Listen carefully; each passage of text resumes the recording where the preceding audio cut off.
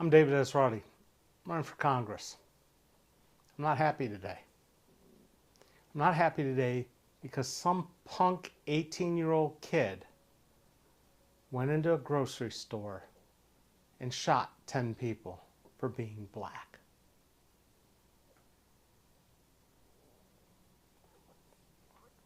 I'm not happy because this isn't the first time or the last time this will happen.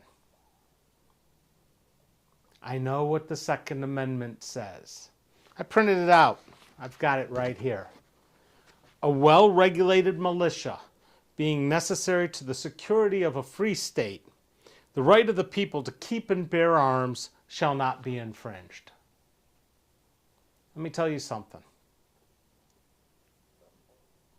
We forgot about the part that it starts with, a well-regulated militia. I was in a well-regulated militia. Got this little thing here that says I jumped out of airplanes in that well-regulated militia. I'm going to tell you, even in that well-regulated militia, we weren't strapping guns everywhere we went. We weren't concealing them. We weren't thinking we had the right to use them. Because the weapons we had were the weapons of war. Not self-defense, the weapons of war. If George Washington had just like maybe 10 of these, 10, and enough ammunition, the Revolutionary War would have been over in about a week. This is the equivalent of a nuclear weapon when compared to the weapons that they had when they wrote the Second Amendment. If you think you can go in with a musket, black powder, a flintlock pistol, if you think you could go into a grocery store and kill 10 people with one of those, you're on drugs. This is not your friend. This is not needed by any American because we live in a free state where we should be free of fear. I'm sorry. I know how to use one of these. I don't want to use one of these. I know the damage a .223 shell does and why it was designed that way. To go into a body and to ricochet around and basically shred the insides of whatever it hit. Emergency room doctors will tell you that the smaller round, higher velocity round, that this weapon fires causes way more damage than a 9mm pistol. They will tell you any day of the week. Both of them are dangerous, but this one does a lot more damage.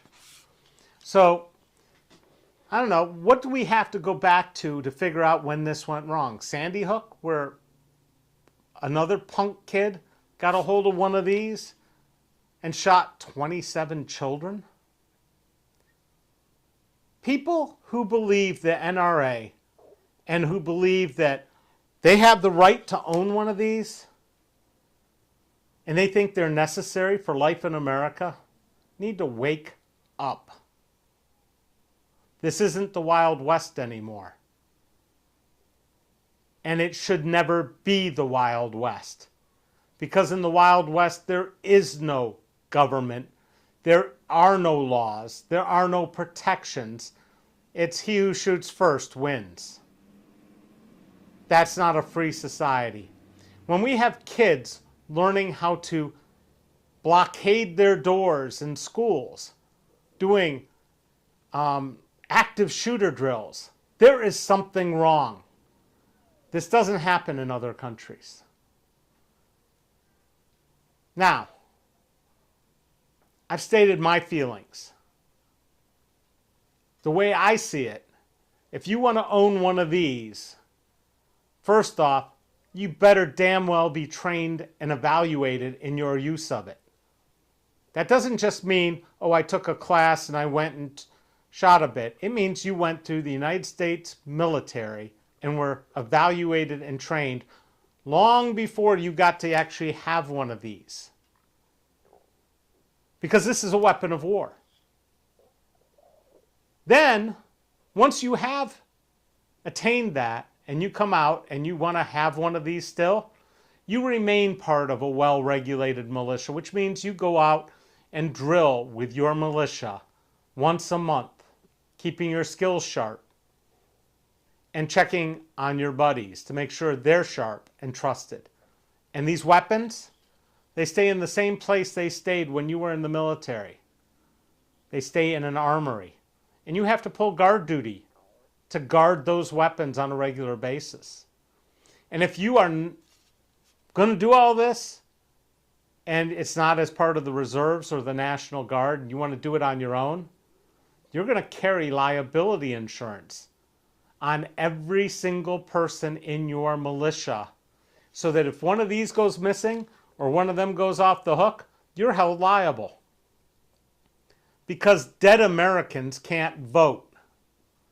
Dead Americans can't pay taxes. Dead Americans can't replace anybody. They're just dead. We need to stop the insanity. A few years ago, it was August 2019, I was lying in my bed. Windows were open. It was kind of nice out. I heard a burst of gunfire. I heard some more shots. And I knew right away something bad had happened. What happened were 9 people were shot by a depraved kid, an incel, who never should have had access to this. Just like the kid in Baltimore should never, or in, God, they all run together now. The last one was in Buffalo, excuse me. The one in Buffalo shouldn't have ever had access to. He went out and shot 9 people in Dayton. And a whole bunch of police officers were heroes and managed to kill him. A security guard died in Buffalo because he just had a pistol, and the kid had superior firepower and body armor. Now, do you want to explain why anybody needs to walk around with body armor or one of these if they're not out to do mayhem? Now, all this aside, it's time for a reckoning with this. And I am not going to be the congressman that solves this problem. Not by myself, and not even with a whole bunch of others, because we've got people in this country who have been told and force-fed that somehow they have a God-given right to own one of these. And you know, the funny thing is, he planned the attack, he shot those people, he had plans for another attack, and he pled not guilty. I got solutions for people like that. We don't try them. We take their own weapon and we shoot them right then and there and be done with it. We don't need to go through the whys or the whos or anything else. We know who did it. He made it very clear. There's no question of guilt. There was no question of intention. We shoot them. We get it over with. And we move on, because it costs way too much for a death penalty case to go through, and it costs way too much to put them in jail forever, and it costs way too much to figure out all the rest of it. The next thing we find out is who sold him the gun. And we ask them, did they really think this person should have a gun like this and had a need for it? Because they contributed to this terrorist act. But again, I'm not going to solve this problem. It's only going to be solved one way. And that's when a majority of people in this country wake up and say, enough is enough. It's time to put the hammer down and just start dealing with this insanity, because these are not black powder rifles or flintlock pistols that the Founding Fathers talked about. You can't have a nuclear bomb just because the Second Amendment says you can have the right to bear arms. You can't have an M1 Abrams tank because it says you have the right to bear arms. You can have a single-shot shotgun, a single-shot rifle. You can have, I might even go as far to say, a revolver. After that, you don't need much more to protect yourself. And with a lot of the guns in armories where they belong, we can stop pretending that, good guys with guns are going to save us, because they don't. The good guy was the security guard, and he's dead. Again, electing me or electing Mike Turner, neither one of us is going to change a thing. It's up to you, not us. Until enough of you get angry and say, I don't want my kid doing active shooter drills in school. I don't feel comfortable when I see a guy strolling down the street strapped. I saw this at Courthouse Square on Saturday at the Roe Wade rally. There was a guy walking around, strapped automatic pistol, semi-automatic pistol on his leg, walking around. We don't need to see people walking around with these like they did when the Klan came and marched in Dayton just before the tornadoes. We don't need to see these in the hands of everybody to feel safe. What we need to start doing is requiring truth in advertising for television and movies.